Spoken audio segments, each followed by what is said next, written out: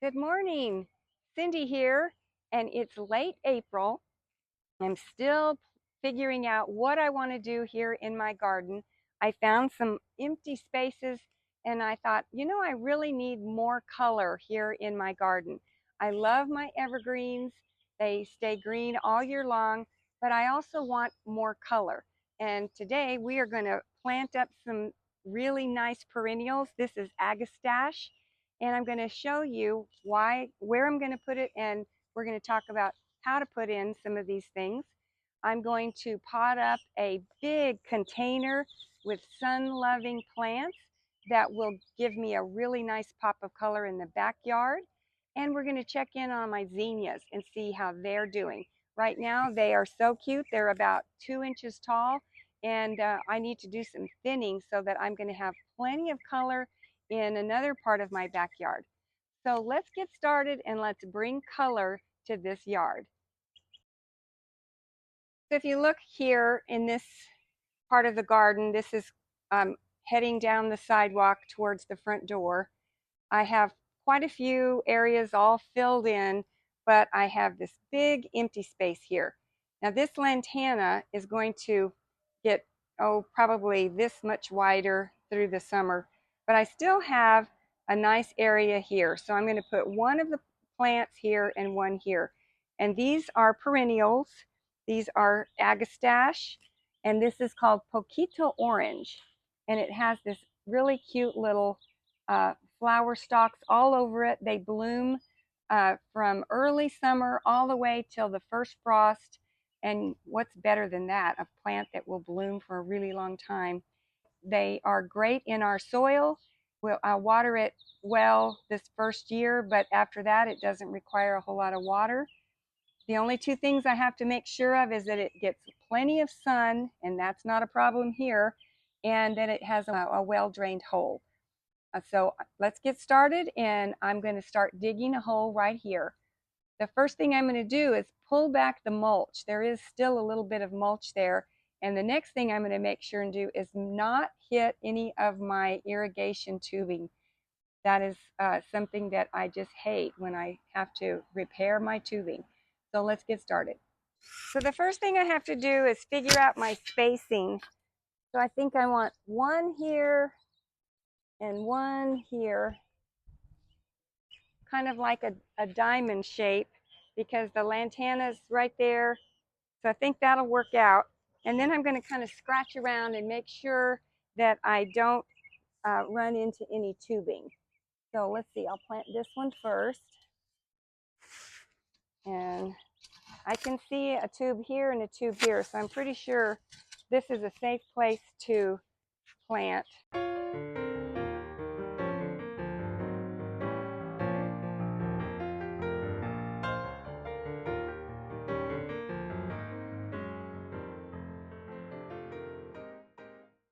So the next thing I'm going to do is fill this hole with water and let it sit for a few minutes, and that way I will know if I have a well-draining soil. If this water doesn't go down in about 10 to 15 minutes, I'll have to keep digging out more rock. Okay, the good news is it's draining well. So I have some compost here, a bag of compost that I bought. I'm going to add some compost in. I'm going to add some of the native soil in. And I'm going to add some organic fertilizer. I love this MicroLife 624. It's great for all plants. So I'll give him a little handful in there. And we're going to put our plant in.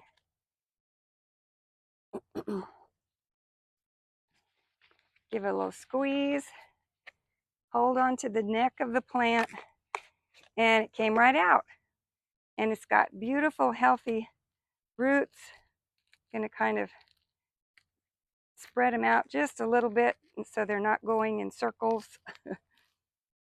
They are kind of going in circles. We don't want that. You're telling your plant, go out, not in circles. Okay, now we're going to put him in, and then I'll fill it back in with soil. And that's it.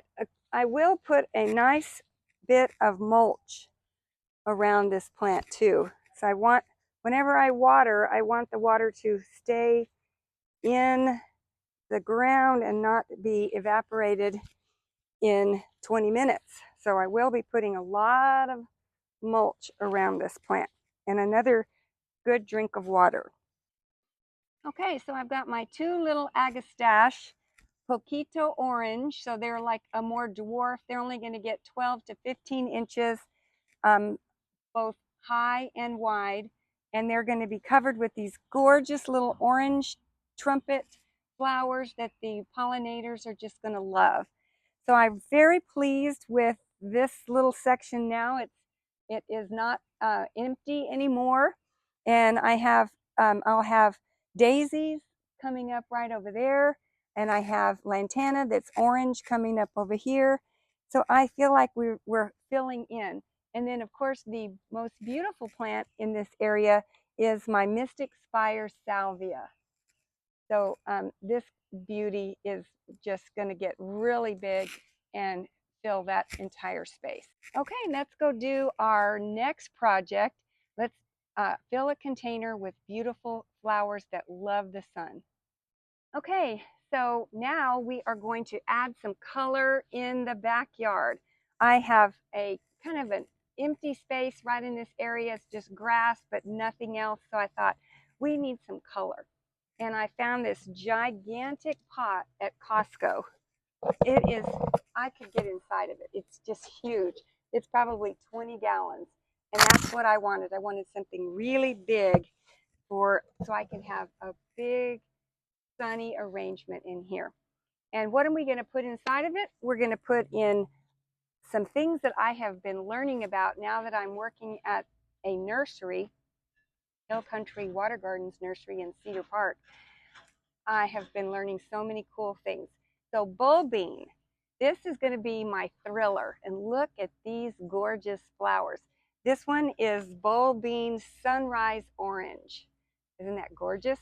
So I'm going to put this one right in the middle, and that's my thriller. Then my fillers are osteospermums or marguerite daisies. And these are just gorgeous. There's purples and yellows, and I got two of each. That's going to be my filler. And then my spiller that goes over the side is woolly stomodia. And I didn't know about woolly stomodia. Now I do. They put this in a lot of the containers at this nursery, and they just get really thick and fabulous. So I got two of these to spill over the sides. All right, and then another really big pop of color. This is going to go in a different pot. This is pentas. Pentas can take the sun, and this is gorgeous. This one is pentas orchid color, and I just absolutely love it. It's kind of a really pretty purpley lavender, and this will stay gorgeous all summer long. I do trim off the dead bent blooms, and I will be adding fertilizer every month just to make sure she continues to stay in full bloom. Okay, so the next thing I need to do is fill this with soil. It is so big that I do not want to fill the entire thing with soil. It would be so expensive. So I am going to put in some milk jugs. And another thing I have to do is I have to drill some water holes. I think they give you the option when you buy these. Some people might want to use these as a water garden, fill it, and they don't want it to drain. But I certainly do want it to drain. And it shows you here on the bottom where to put your 3 holes. So I have my little electric drill, and I'm going to put the holes in, the water jugs, and the soil. Okay, here we go.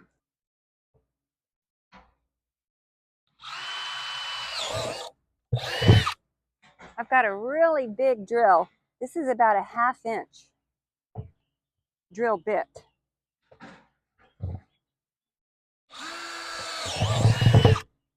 And one more. Ah, scary. Okay, so now I have good drainage. I have 3 great holes in the bottom. I don't know if you can see them. And now we are going to put in the water jugs. Okay, so I have 3 water jugs, and I could actually put 3 more in, but I guess I'll go ahead and stop there. I still have quite a ways to fill up. And I bought a big bag of potting soil.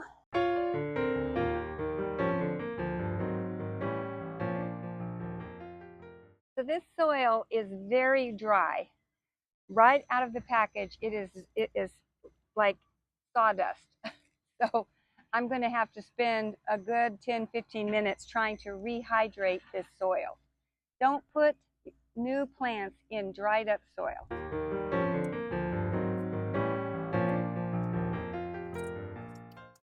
Okay, so now we're going to put the plants in. I have the potting soil nice and moist and ready to take the plants. Here we go. So I'm going to put the bulbine, my thriller, right in the middle. So I'm going to push the soil back and make a nice spot. And hopefully it's nice and moist in there. Okay, here comes the thriller.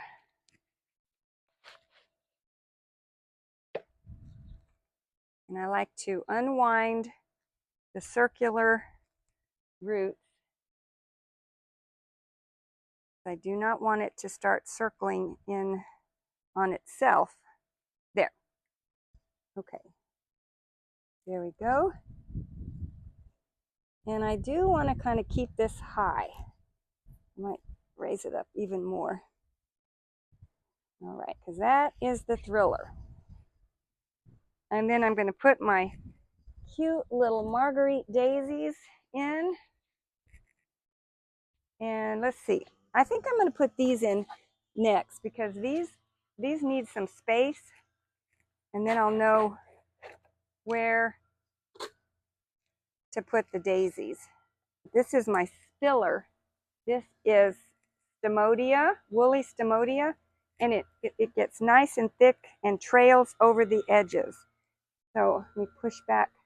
I'm going to have one in the front and one in the back because you're going to see this pot from all sides.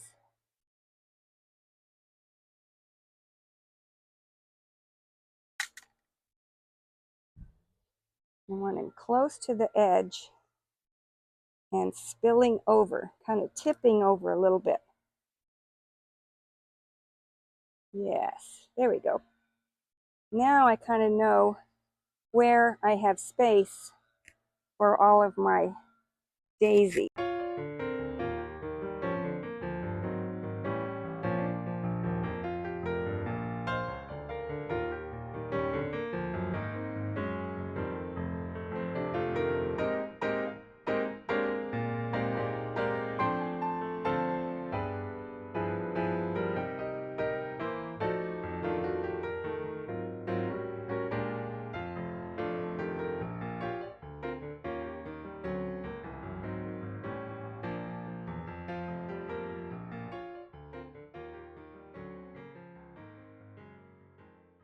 Okay, I've got them both planted up with the woolly Stomodia as my spiller, the cute little daisies, and my bulbine as my thriller. And in about a week, this is really going to fill out this entire pot and look even more fabulous. And this can take the full intense sun. All of these plants can. Now these are all annuals except for woolly Stomodia. If I want, I could put this in the ground and it would be a nice ground cover. But all of these others probably won't make it through the winter. And then Pentas is another annual that I just love, and it can also take a lot of sun. Okay, let's go look at another way I'm trying to add color in my backyard. So back here in my raised bed, I planted a bunch of zinnia seeds, and they're all coming up and they look great. But now there is something that we need to do that is very hard to do, and we need to thin them out. So you look at the little bunch and you take out the weaker ones and leave one standing in each little clump. Ah! And while you're here, look at this. This is obedient plant. Isn't she beautiful? Let me get a little closer. There are a few things that came back from last year. So this is obedient plant, and it's looked like nothing last year, and this year it looks fabulous.